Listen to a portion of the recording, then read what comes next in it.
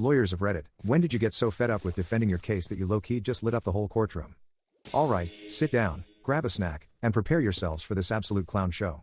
I've been practicing criminal defense for a hot minute, but nothing, could have prepared me for the day I just straight up snapped. Like, I'm talking to it for the plot kind of snapping. Here's the story. I was defending this CEO called Paul G. This dude was a straight up snake. Like, I'm talking Gordon Ramsay with a MBA. He was accused of embezzling millions from his company, and let me tell you, his whole defense was a joke. There was so much evidence stacked against him, I could have built a house out of receipts, testimonies, and, honestly, some receipts from fast food because even those looked like they had more integrity than my client. But you know I was getting paid, and a lawyer's job is to defend. So, I'm in this big case, national news type of vibe, reporters outside the courthouse, the whole thing. The prosecutor, Mr. Stern? Complete piece of work. I mean, if there was a law school for being an arrogant, smug, know-it-all jerk, he'd have graduated summa cum laude. He was practically drooling for a conviction, and I was sitting there like, I'll play this game, but I knew this man was as guilty as a kid with chocolate on their face and an entire candy store's worth of wrappers stuffed under their bed. The evidence was brutal. Like, Paul was caught on tape, sending wire transfers, and, at one point, the dude literally Googled how to cover up a crime. Bruh, you can't be Googling that stuff still thinking you're getting away with it. But hey, I've got a job to so I kept at it. Fast forward a bit, day before closing arguments. I get this text from Paul. It says, if you don't get me off, I'm taking you down with me. I have CCTV footage of the pizza joint incident. You're going down if I go down. The moment I read those words my heart dropped. How could he know? There's no one in the world who should know what happened that night at Jimmy's Pizzeria. No one who's still alive at least. So now I'm in a panic, thinking my career's gonna go straight down the drain if this guy goes down. But here's the thing, I knew he was guilty. Like, I knew. And now he's threatening me with things from the past I thought the world had forgotten. It felt like my whole life was about to turn into a B-grade crime thriller.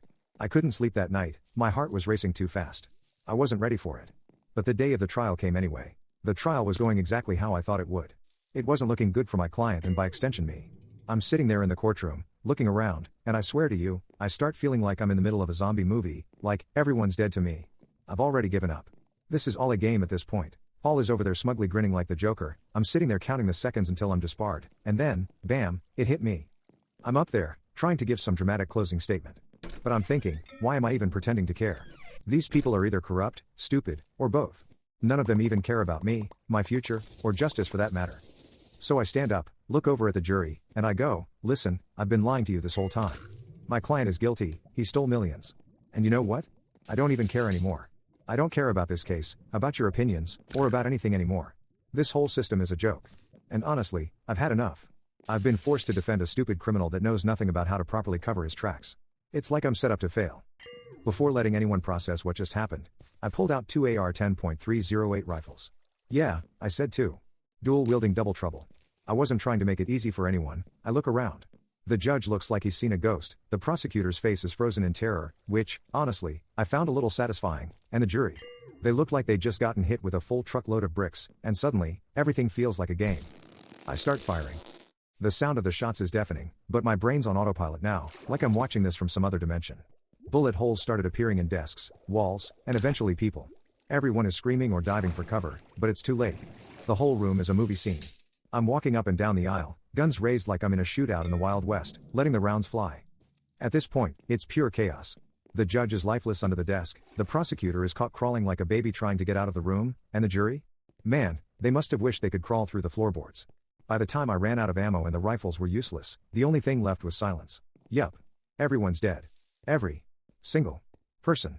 The bailiffs, the judge, the reporters, the stenographer, everyone's gone. I walked out of there like I was strolling out of a convenience store with a pack of gum.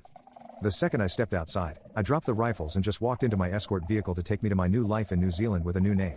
It felt like I was clocking out after a long shift. Like, yeah, I just wiped out an entire courtroom, but hey, it is what it is. New life, new me. So yeah, that's the time I lit up a whole courtroom. TLDR, I got so fed up defending a guilty client, so I took it out on everyone in the courtroom with two AR-10 rifles. Was it extreme? Yeah.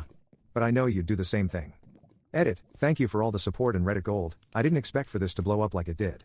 People keep asking about the Jimmy's Pizzeria incident. So here's the story. A couple years back I was doing this small case for this dude that was caught stealing a pizza delivery truck. The case was a joke, but I take my job seriously. So, I'm working on this, trying to negotiate some minor charges, and I get an invitation to a lawyer networking event at Jimmy's Pizzeria. You know, those events where all the suits show up pretending to network while trying to get free food? Well, things took a turn that night. So, I'm at this pizza event just trying to get some free slices, just like everyone else. Now, I'm usually a chill guy, usually. But late into the night when most people had already left, I saw this one pizza. It was a perfect pizza, the pizza of my dreams. Extra cheese, pepperoni, crispy crust, golden perfection. And then, this guy Bert, some hotshot from a rival law firm, steps up to the table. He picks up the slice I was eyeing like it was his birthright. The audacity. He looks me dead in the eye and says, "Nah, man, I'm taking this one." And that's when the beast inside me woke up. Now, some would maybe argue that I had too many slices already. But that one, that slice? It was my destiny. I wasn't gonna let some corporate clown take it from me. So, I reach over to grab the pizza from his hands and say, "Nah, that's my slice, bro." Bert, being the arrogant prick he was, shoves me back. And for a moment, I thought, alright, I can just walk away. Let him have it. I've got enough food. But I swear I felt my entire bloodline screaming from the afterlife telling me to take back what was destined to be mine. So I double down. My adrenaline kicked in. I was throwing and taking punch after punch until Bert finally hits the floor, out cold. I'm standing there, panting like I just ran a marathon. But then, two of his brilliant colleagues come rushing over to defend him. I swear, it was like the backup characters in a video game who have zero skills but just charge in any way. They tried to grab me, but I wasn't having any of it. One of them decides he's gonna try and tackle me. So he charges in, arms wide open like he's trying to hug me or something. But I step aside, and the dude eats the floor faster than a pizza on a Sunday night. The other guy, some skinny dude with a tie too tight for his neck, pulls out a flashlight, like that's gonna help in a fight. He tries to swing it at me, but I'm not exactly in the mood for any of this weak sauce. So, I just grab the flashlight and break it in half like I'm cracking a pencil. At this point, it's clear, I'm not just fighting for pizza, I'm fighting for my life. Now, I'm standing there, when I hear the sound of a click behind me. And I turn to see Bert's last colleague, the ringleader of these clowns, pulling out a full-on 9mm handgun. He's shaking like a leaf, but he's got the gun pointed at me. Oh great, now we're doing this for real? But before I could even think about ducking, this other guy from across the room, who'd been hiding behind the pizza ovens, pulls out his Glock and starts shooting anything and everything. Next thing I know, the place is a full-on Western-style shootout. It was chaos. I swear, this whole thing felt like a cross between a Wild West standoff and a zombie apocalypse. There were guns blazing, pizza flying, and people diving under tables like it was some kind of action movie. I dropped to the floor, perfect pizza still in hand. I barely managed to avoid getting shot when Bert, yes, Bert, somehow still alive, gets up, pulls out a handgun from his pants and starts firing like he's Clint Eastwood in The Good, the Bad, and the Ugly. The whole place turned into a chaotic firefight with everyone shooting at everything that moved.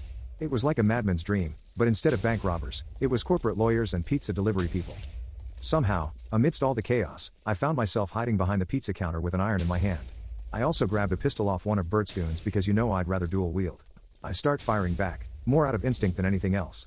I'm dodging bullets, trying to avoid getting hit by flying mozzarella, and just praying to the heavens I don't get shot. Eventually I hear police sirens in the distance. Everyone is either lying lifeless on the floor or bleeding out, breathing their last breaths. The whole pizzeria is a mess, the walls are shot up, and I'm standing in the middle of what could only be described as a war zone. I picked up the box with the perfect pizza and walked out.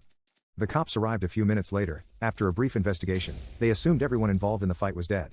After all the chaos, they figured it was just another unfortunate workplace accident. By then I was on my couch watching from the news whilst enjoying the most perfect pizza slice I've ever had. That slice made it all worth it. And that's it. That's how I got away with it. No one had the faintest idea that I was the one who started a pizza-fueled shootout. No one knew that the cameras that had been shot still had incriminating evidence that would come back to try and bite me years later.